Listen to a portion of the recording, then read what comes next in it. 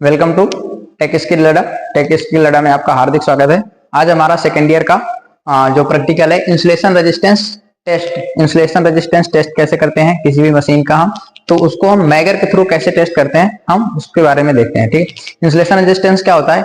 कोई भी हमारा कंडक्टर्स होता है तो उसके जो ऊपर हमारा इंसुलेशन लगा होता है पीवीसी का, या हमारी वाइंडिंग होती है उसमें जो इनेबल लगा होता है वो हमारा इंसुलेशन होता है। अगर वो कहीं से डैमेज हो गया या टूट गया या कुछ भी डिस्टरबेंस हो गया तो उसके डिस्टरबेंस होने की वजह से हमारी जो बॉडी है उसमें हमारा फेज या सप्लाई आने लगता है, जिससे क्या है, जिस मशीन में हम वर्क कर रहे हैं तो उसमें हमें शॉक लग सकता है या कुछ इंजरी हो सकती है।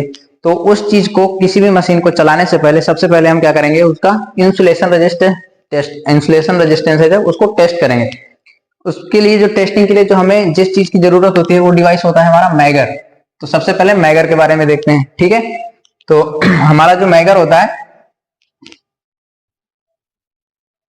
वो कुछ ऐसा बॉक्स टाइप में होता है। ठीक है, उसमें दो प्रोब होते हैं यहाँ पे, एक होता है रेड और एक होता है ब्लैक, और इसमें एक एनालॉग मीटर होता है जिसमें एक नीडल होती है और एक स्केल होती है। यहाँ पे 0 लिखा होता है और यहाँ पे इनफाइनाइट होता है, और ये जो रेंज होती है आपकी मेगा ओम के रेंज में होती है।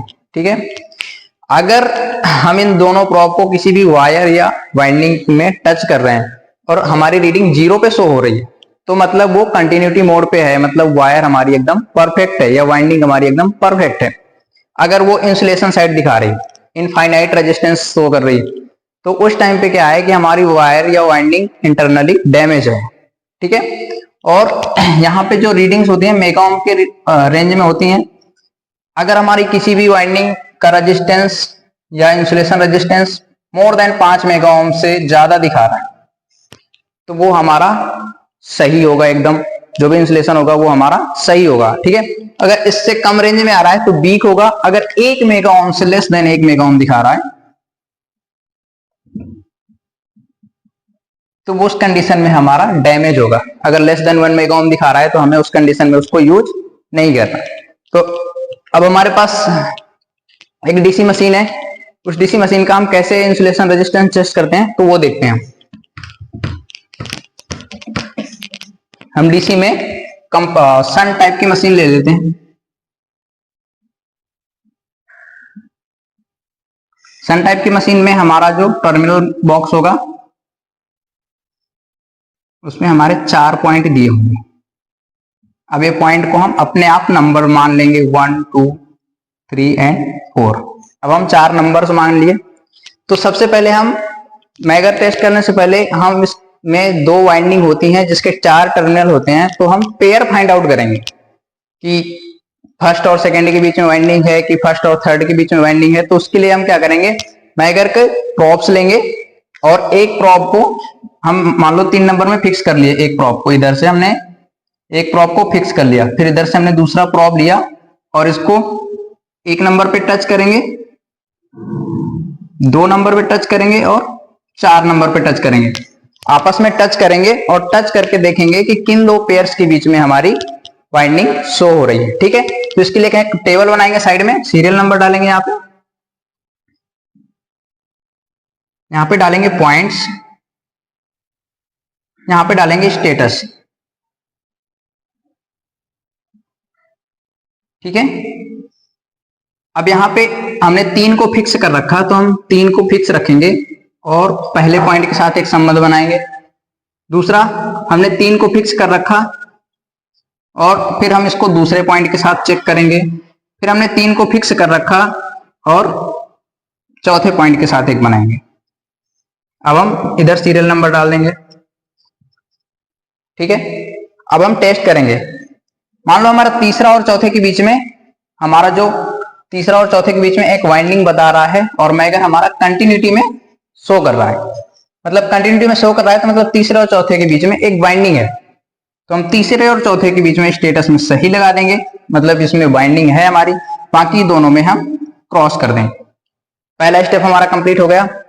अब हमारे 4 पॉइंट हैं और चारों पॉइंट में हमारा जो तीसरे और चौथे के बीच में एक वाइंडिंग मिल गई, तो इसको हम एक पेयर मान के एक वाइंडिंग कर देंगे। अब कौन सी वाइंडिंग है हमें नहीं पता, हमने वाइंडिंग कर दी, छोड़ दी। अगला हम हमारे 2 पेयर बचे। अब जब 4 पेयर की मशीन है, 2 पेयर में बाइंडिंग निकल आई है, तो बाकी जो 2 बचे हुए पेयर्स हैं उनमें ऑलरेडी एक बाइंडिंग होगी। फिर भी हम मैगर के दोनों पॉइंट को यहां पे रख के और कंटिन्यूटी टेस्ट करेंगे। कंटिन्यूटी टेस्ट करेंगे तो हमारा पहले और दूसरे के बीच में कंटिन्यूटी दिखाएगा। ठीक है, अभी हमारा यहां से हमारा कंटिन्यूटी टेस्ट हो गया। तो किसी भी मशीन का इंसुलेशन रेजिस्टेंस फाइंड आउट करने के लिए सबसे पहले हम उसमें बाइंडिंग के पेयर निकालेंगे। पेयर निकालने के लिए जो टेस्ट करेंगे उसे हम बोलते हैं कंटिन्यूटी टेस्ट। कंटिन्यूटी टेस्ट से हमारे ये 2 बाइंडिंग के पेयर आ गए। अब इतना हम फाइंड आउट कर लेंगे। अब हम देखेंगे इंसुलेशन। उसके लिए हम अलग से टेबल बनाएंगे।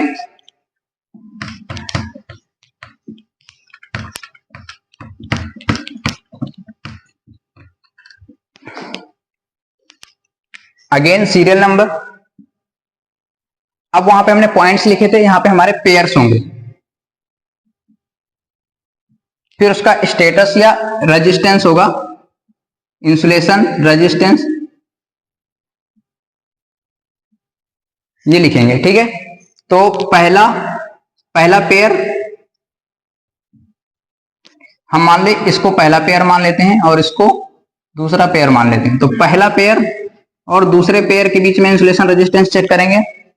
फिर दूसरा क्या करेंगे, पहला पेयर और बॉडी के बीच में करेंगे, जो भी मशीन की हमारी बॉडी होगी। तीसरा क्या करेंगे, दूसरा पेयर और बॉडी के बीच में करेंगे। ये 3 जगह हमें इंसुलेशन रेजिस्टेंस फाइंड आउट करने होंगे। इधर सीरियल नंबर डाल देंगे 2 और 3, ये 3 जगह हमें फाइंड आउट करने होंगे। तो अब क्या करेंगे, अब हमारा पहला पेयर प्लस दूसरा पेयर के बीच में हमें चेक करना है। तो हम मैगर का एक पॉइंट पहले पेयर में रखेंगे यहां से, और मैगर का दूसरा पॉइंट इस वाइंडिंग में रखेंगे, और हम इसको यहाँ पे एक स्विच होगी हमारी, स्विच को हम प्रेस करेंगे। अब प्रेस करने के बाद हमें इसकी रीडिंग देखनी है। अगर इसकी रीडिंग इनफाइनाइट में शो हो रही है, मतलब पहली वाइंडिंग और दूसरी वाइंडिंग आपस में प्रॉपर इंसुलेटेड है। अगर इनकेस इंसुलेटेड नहीं है तो वो तुम्हारा रीडिंग 0 में शो करेगा। हमारा पहला पॉइंट और दूसरे पॉइंट पहला सीरियल नंबर के अकॉर्डिंग पहला और दूसरे पेयर के बीच में हमने इंसुलेशन ऐसे फाइंड आउट कर लिया।